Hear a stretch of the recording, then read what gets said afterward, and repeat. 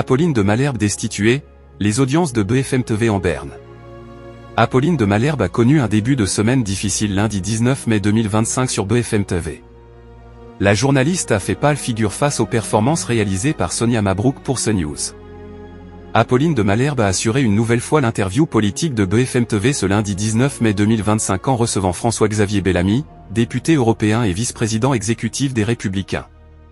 Il était évidemment question de la victoire de Bruno Retailleau sur Laurent Wauquiez pour la présidence des LR. La tête de liste des Républicains aux dernières élections européennes a félicité le vainqueur du scrutin. C'est quelqu'un qui croit en ce qu'il dit et qui fait ce qu'il croit devoir faire, et tout le monde l'a vu au ministère de l'Intérieur.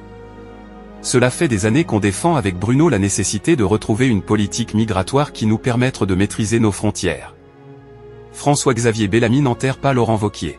Bruno Retailleau a pu compter sur François-Xavier Bellamy pour défendre sa place au ministère de l'Intérieur alors que Laurent Wauquiez lui a reproché d'avoir participé à un gouvernement macroniste. Il fallait empêcher que la gauche mélenchonisée soit le premier parti à l'Assemblée nationale pouvoir revendiquer le pouvoir, arguant encore, pour faire en sorte que ces 2 ans soient le plus utile possible au pays. Cependant, François-Xavier Bellamy n'entend pas laisser Laurent Wauquiez sur le bord de la route pour la suite des événements. Laurent Wauquiez aura le rôle qu'il voudra jouer. Il représente un atout et je partage totalement son avis lorsqu'il dit qu'il faut additionner plutôt que soustraire. Dès aujourd'hui, nous sommes tous unis autour de Bruno qui est notre chef de file pour mener ce travail commun. Sonia Mabrouk éclipse Apolline de Malherbe. De 8h33 à 8h53, le face-à-face a séduit 358 000 individus et 11,6% du public âgé de 4 ans et plus. Une contre-performance qui positionne la chaîne d'information au pied du podium, derrière France 2, CNews et TF1.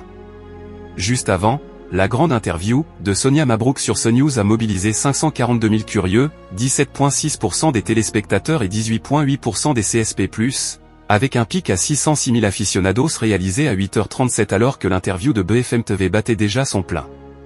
Mauvaise nouvelle pour cette dernière, elle ne pourra pas compter sur Sonia Mabrouk la saison prochaine malgré ses efforts pour la courtiser.